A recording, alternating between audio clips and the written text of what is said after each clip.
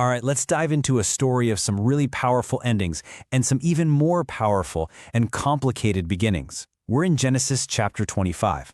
This is a chapter where one great patriarch's story comes to a peaceful close, just as a rivalry between two brothers ignites. A rivalry that would literally echo for generations and shape the destiny of nations. So let's get into it and see how it all unfolds.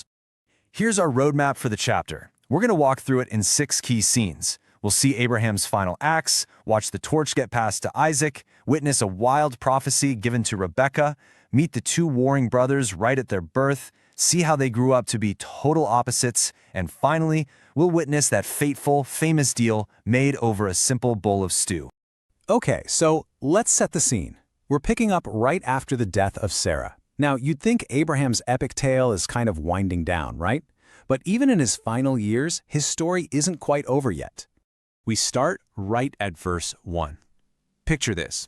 Abraham, well over 100 years old. But his story isn't just about ending. No, he takes a new wife, Keturah. The mental image here shouldn't be of a frail old man. Instead, see this as a sign of God's enduring blessing of vitality. He's literally starting a whole new branch of his family. Now in verses 2, 3, and 4, the camera kind of pulls back. As you see these names pop up, don't just think of it as some boring genealogy list. Instead, imagine a giant map of the ancient Near East.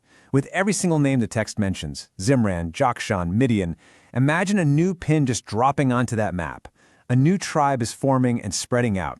Abraham's family tree isn't just growing, it is exploding across the landscape, fulfilling that promise of countless descendants. So Abraham knows his time is limited, and that means he's got to make some really crucial decisions about his legacy, about all his wealth, and, most importantly, about that covenant promise from God. This leads him to one of the biggest moments of his life. Verses 5 and 6 show us this decision in 2 really powerful scenes. So for verse 5, picture Abraham placing a heavy, symbolic key into Isaac's hands. This key represents everything: the land, the wealth, the whole covenant. It all goes to Isaac, the son of the promise. Then, for verse 6, the scene shifts. Visualize this bittersweet moment. Abraham gathers his other sons, gives them these chests filled with gifts, but then lovingly but firmly points them toward the rising sun. He's sending them east to build their own futures, making sure there would be zero challenge to Isaac's inheritance. Verse 7 gives us just one single powerful number: 175. Now, this isn't just an age. I want you to imagine it as a monument, like 175 stones stacked one on top of the other, each one representing a year in a life of just incredible trials, incredible faith, and ultimately fulfillment. And in verses 8, 9, and 10, the story comes full circle. Verse 8 tells us Abraham breathes his last, an old man and full of years. But the most stunning image for me is in verse 9. Picture 2 men, Isaac and Ishmael. They were rivals for so long, and now here they are, standing shoulder to shoulder. Together they carry their father into the cave of Machpelah. And verse 10 confirms it. This is the very same tomb he bought for his beloved wife Sarah. It's just this profound, quiet moment of reconciliation. And boom, immediately, verse 11 confirms the transition.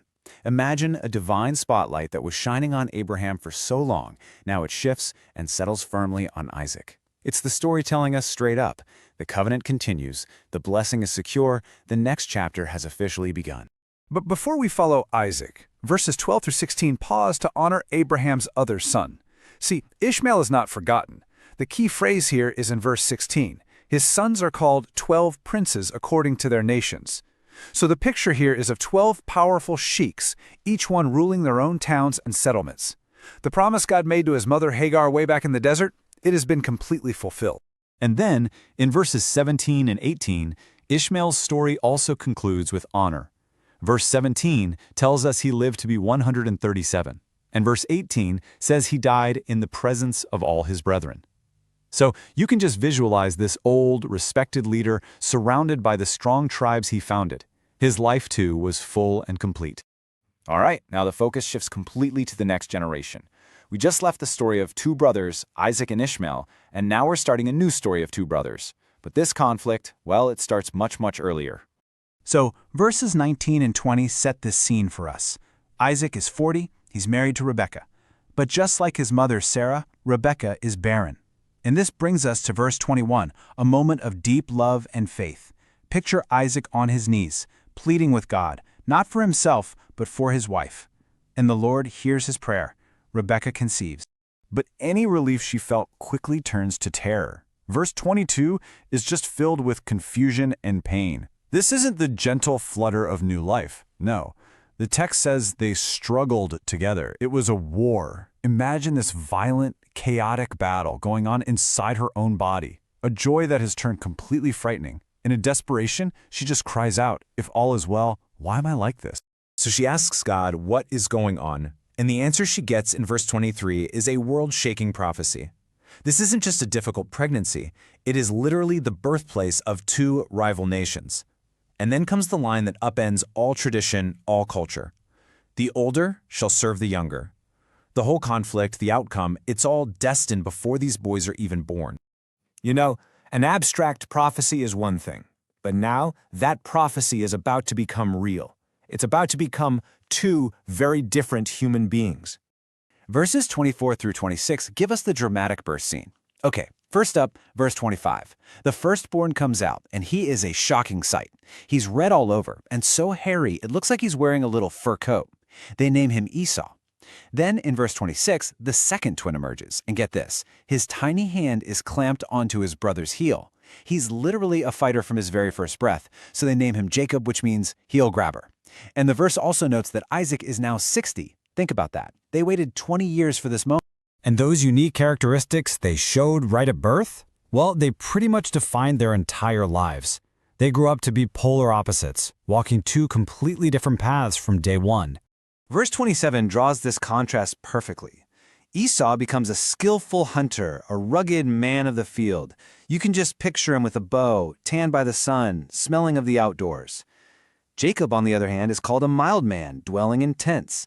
Picture him as more quiet, thoughtful, someone who prefers the strategic life inside the camp. And verse 28 reveals the fatal crack in this family's foundation: favoritism. Isaac loved Esau because, well, he ate of his game. His love was tied directly to his appetite. But Rebekah loved Jacob, the quiet son who stayed close to home. The whole house was divided, with each parent championing a different son.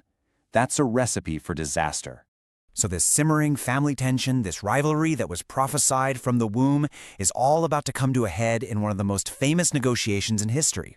And it's all centered around a simple meal. Okay, let's walk through this. Verse 29 sets the scene. Jacob is cooking a stew. You could almost smell it. Then in verse 30, Esau stumbles in from the field, totally exhausted, and he begs, "Feed me." Now in verse 31, Jacob sees his opening and says, cool as can be, "First sell me your birthright." And the birthright was everything: a double portion of the inheritance, the spiritual leadership of the family.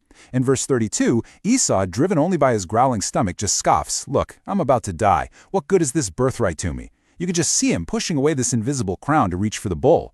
So in verse 33, Jacob presses his advantage, "Swear to me." And Esau swears an oath, sealing the deal. Verse 34 is just chillingly blunt. Esau eats, he drinks, he gets up, and he leaves. And the chapter concludes, thus Esau despised his birthright. He traded something permanent for something temporary. And that leaves us with this huge, lingering question. Esau made a choice based on a momentary craving, a physical weakness. But that single decision, made in an instant, would go on to define not just his own life, but the destiny of the nations that came from him. It really forces us to ask ourselves, when we make a choice in a moment of desperation, can its consequences really last forever?